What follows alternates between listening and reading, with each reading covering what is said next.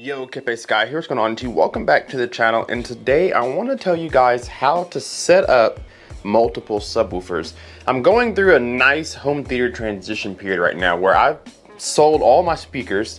I'm selling them actually, and I sold my projector and all sorts of things, and then I reimagined my room. So I changed my whole room around, right? So I've been doing a lot of, I guess, revamping the home theater.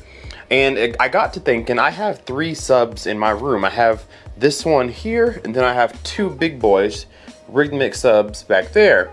And so I thought maybe it would be useful to tell you guys how to set up more than one sub in a home theater. I know this is one of my more popular questions. How do you set up more than one sub, especially if your receiver only has 2 outputs or maybe even 1? How do you set up multiple subwoofers to a receiver or a preprocessor that doesn't have multiple outputs? Well, let's talk about that. So here's what I'm using in my messy closet at the moment. I have the Anthem ABM70 down here. This is my workhorse. This is where all the video and audio feed comes to, right? And so mine actually has 2 subwoofer outputs, meaning I can hook up 2 independent subs to each other. Now, your receiver may have 2 outputs, but that doesn't mean that they're independent.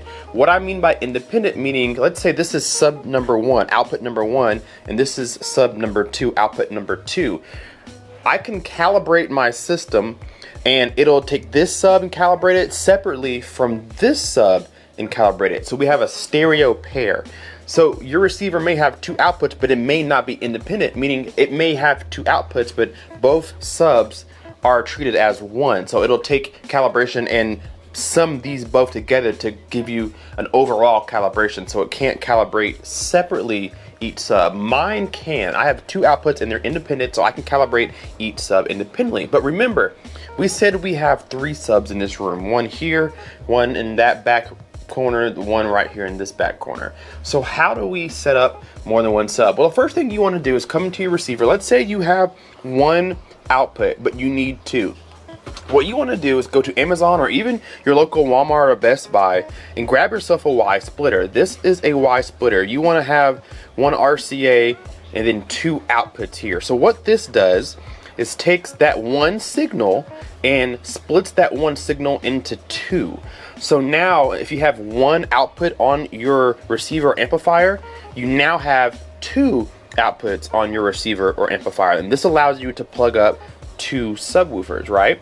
Now, this still means that they're not independent. So if I plug this to number 1, that means I have 2 number 1 subs. So it calibration treats them as 1 big sub, not 2 separate ones. But if you need an output like this, this is how you do it. Now I have 2 outputs. So here's how I do it in my room.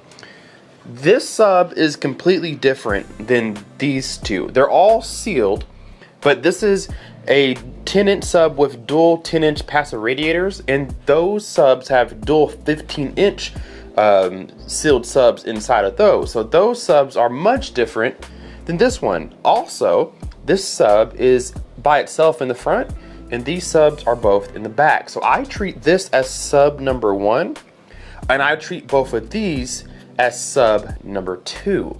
And so what that means is when I run calibration, this sub will be calibrated by itself, and these 2 subs will be calibrated as 1 whole sub, not 2 separate ones, because I only have 2 independent outputs and I have 3 subs. So something has to blend together. So I chose to make this sub and this sub be 1 big sub. That's what I wanted to do.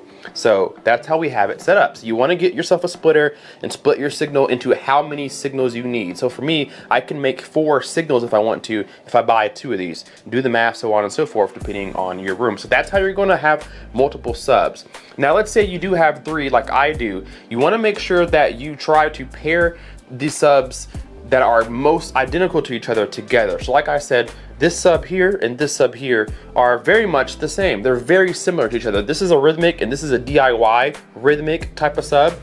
That one and that one are very similar, and they're similarly placed in the back of the room. So I treated this as sub 2 and this as sub 1, so that when I run calibration, it can still independently do both subs. Like I said, I'm using the Anthem ecosystem here the Arc Genesis ecosystem here, but you're gonna have somewhere in your settings called speaker setup where you can select how many speakers you're using. You want to make sure if you have outputs for 2 subs, you want to go down to your speaker selection and make sure that you enable 2 subs.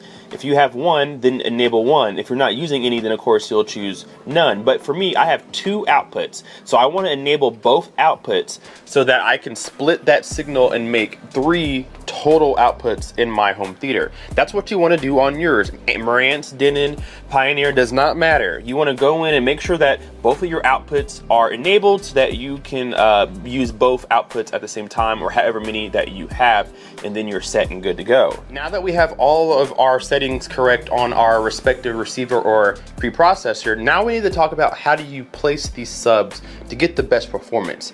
Like we know now, we can split our signal and have multiple subs, but the receiver will still treat it as one.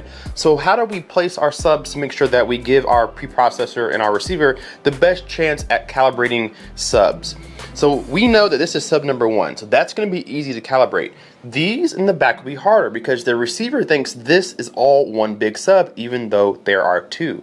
So how do we give the receiver or the preprocessor the best chance at calibration? Well, what we've done here is make sure that we put the 2 subs that are most like each other together. Like I say all the time in my videos, it's best to have dual subs, and it's really important to have the same type of sub. If you're going to have more than 1 sub, try to have the same type of sub so that when it comes to calibration, it's easier for you or the receiver, whoever's going to be doing the calibration. For me, these are very identical in performance, size, and location. So I chose this to be one big sub to the receiver, even though they are 2. So for your room, you want to take your subs, if they're different, if you have 2 or more subs and they're different, or 3 or more, you want to try to pair the subs that are most identical to each other, or at least placed similarly in your room, and put those subs together, just like I have here. So sub number 1, completely different than from the back, and it's placed completely differently, so I have it up front. And then those 2 are in the back here, so I made those the same sub to the receiver, if that makes any sense. So let's talk about volume really quickly. How do we get the same volume level to match one sub from another, especially whenever these subs are combined? How do we control the volume? Well, your sub's going to be most likely powered. Mine is passive.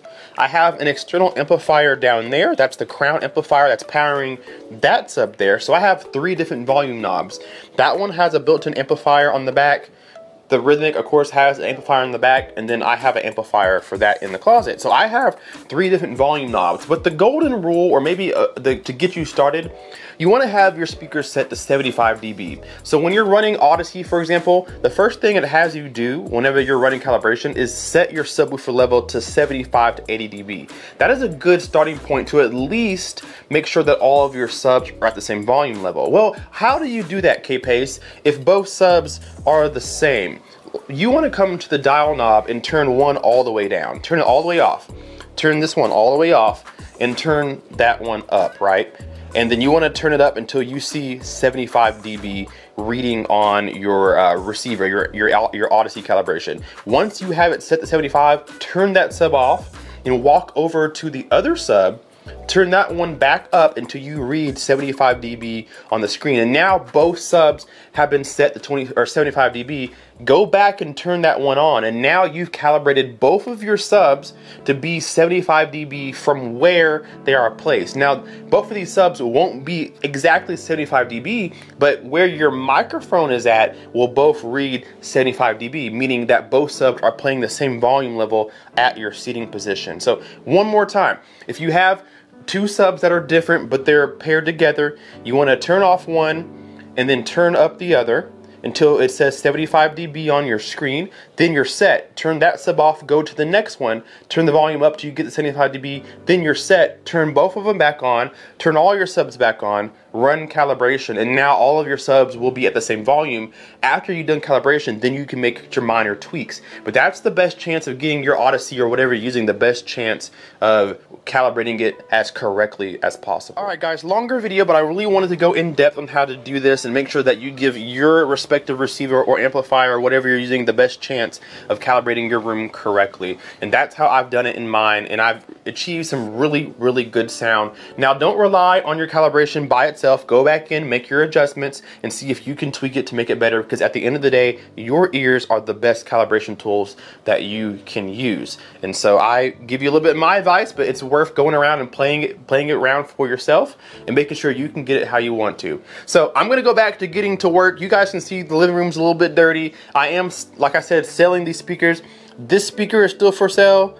This Canton speaker, those are a pair. Those are still for sale as well. So if you are interested in owning these speakers, I am selling the Canton floor centers for $2,500 a pair and $400 for the center. I would love to get rid of these ASAP, and so I can put my new speakers in as soon as possible. So let me know if you're interested down below, or leave me an email at kpaceguy@gmail.com. Thank you guys so much for watching. Hit that like button and subscribe if you are not already.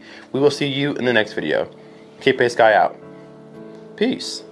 Say I lost my mind, I will keep on holding my head high, even if the sky is falling down.